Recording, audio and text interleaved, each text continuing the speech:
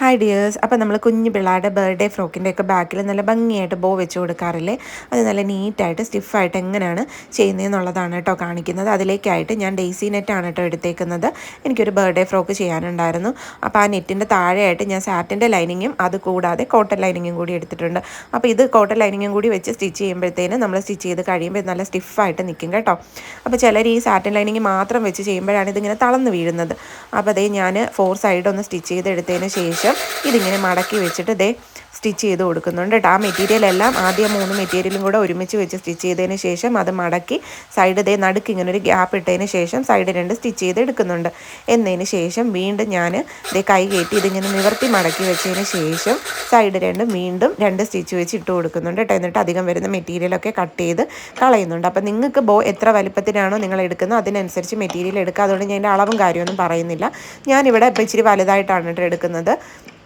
എന്നിട്ട് ഞാൻ ഇത് ഒന്ന് മറിച്ചിട്ട് കൊടുക്കുന്നുണ്ട്. അതിൻ്റെ കോർണറൊക്കെ ഒന്ന് കട്ട് ചെയ്തതിന് ശേഷം ഒന്ന് മറിച്ചിട്ട് കൊടുത്തിട്ട് നമ്മൾ കത്രിക വെച്ചിട്ട് അതിൻ്റെ കോർണറൊക്കെ ഒന്ന് കുത്തി ഒന്ന് നീറ്റാക്കി എടുക്കണം കേട്ടോ. ഏകദേശം ഇപ്പോൾ പണിയൊക്കെ കഴിഞ്ഞു. എന്നിട്ട് നമ്മളിത് ഇതൊന്ന് ഞൊറിവ് പിടിച്ച് നോക്കുമ്പോഴത്തേന് കറക്റ്റ് നമ്മുടെ ബോ നല്ല ഭംഗിയായിട്ട് കിട്ടും കേട്ടോ.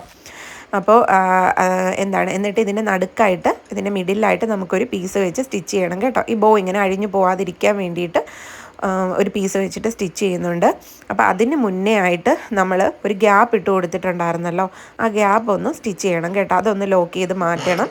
ഇല്ലെന്നുണ്ടെങ്കിൽ അതിങ്ങനെ ഓപ്പൺ ആയിട്ട് ഇരിക്കുമ്പോൾ അതൊരു വൃത്തികേടല്ലേ. അപ്പോൾ അതൊന്ന് ഒരൊറ്റ സ്റ്റിച്ച് ഇട്ട് കൊടുക്കുന്നുള്ളൂ കേട്ടോ.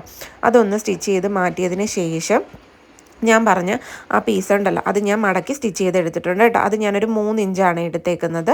എന്നിട്ട് നമ്മളിതിങ്ങനെ ഞൊറിവ് പിടിച്ചതിന് ശേഷം ആ പീസ് ഇതിലേക്ക് വെച്ച് സൈഡൊന്ന് സ്റ്റിച്ച് ചെയ്ത് എടുത്തു കഴിയുമ്പോൾ നമ്മുടെ ബോ റെഡിയായി കഴിയും കേട്ടോ. എന്നിട്ട് നമുക്കിതിൽ ഫ്രോക്കിൽ വെക്കാനായിട്ട് പ്രസ് ബട്ടണോ എന്താണെന്ന് വെച്ചാൽ വെച്ച് കൊടുത്തിട്ട് ഫ്രോക്കിലോട്ട് വെക്കാവുന്നതാണ്. അപ്പോൾ ഞാനിവിടെ പ്രസ് ബട്ടൺ സ്റ്റിച്ച് ചെയ്യുന്ന പ്രസ് ബട്ടനാണ് കേട്ടോ വെക്കുന്നത്. എനിക്ക് മറ്റേ ഇങ്ങനെ പ്രസ് ചെയ്ത് വെക്കുന്നതിനേക്കാളും എനിക്ക് കുറച്ചുകൂടി കംഫർട്ടബിളായിട്ട് തോന്നിയത് സ്റ്റിച്ച് ചെയ്ത് വെക്കുന്നതാണ് കേട്ടോ. മറ്റേത് പെട്ടെന്ന് ഇങ്ങനെ ഇളകി പോകുന്നൊരു പ്രശ്നം വരുന്നുണ്ട്. അപ്പോൾ അതുകൊണ്ട് ഞാൻ ഇതിങ്ങനെ സൈഡ് ഒന്ന് ലോക്ക് ചെയ്തെടുക്കുന്നുണ്ട് കേട്ടോ. ആ പീസിൻ്റെ സൈഡൊന്ന് ലോക്ക് ചെയ്ത് കൊടുത്തു കഴിഞ്ഞിട്ട് അതൊന്ന് മറിച്ചിടണം കേട്ടോ. ആ സ്റ്റിച്ച് ഇപ്പം നമ്മൾ ലോക്ക് ചെയ്ത് കഴിയുമ്പോൾ സ്റ്റിച്ച് പുറത്തായിരിക്കും കാണുന്നത്. അതൊന്ന് മറിച്ച് ആ തുണി ഒന്ന് മറിച്ചിട്ട് കഴിയുമ്പോൾ ആ സ്റ്റിച്ച് ചെയ്ത ഭാഗം ഉള്ളിലേക്ക് പോവും. നല്ല നീറ്റായിട്ട് ബോ ഇതേപോലെ നല്ല ഭംഗിയായിട്ട് കിട്ടും കേട്ടോ. എന്നിട്ട് നമുക്കിത് നമ്മുടെ ഫ്രോക്കിലേക്ക് വെച്ച് കൊടുക്കാവുന്നതേ ഉള്ളൂ കേട്ടോ. അപ്പോൾ എല്ലാവരും ഇങ്ങനെ ഒന്ന് ട്രൈ ചെയ്യണേ. ചിലർക്കൊക്കെ ഫ്രോക്ക് സ്റ്റിച്ച് ചെയ്യുന്നവർക്കൊക്കെ അറിയായിരിക്കും, അറിയാത്തവർക്ക് വേണ്ടിയിട്ടാണ് കേട്ടോ. അപ്പം എല്ലാവരും എൻ്റെ വീഡിയോ ഇഷ്ടമായ ലൈക്ക് ചെയ്യുക, ഷെയർ ചെയ്യുക, കമൻറ്റ് ചെയ്യുക, ചാനൽ സബ്സ്ക്രൈബ് ചെയ്ത് സപ്പോർട്ടും കൂടി ചെയ്യണം കേട്ടോ. അപ്പോൾ എൻ്റെ വീഡിയോ എല്ലാവർക്കും മനസ്സിലായെന്ന് ഞാൻ വിചാരിക്കുന്നു.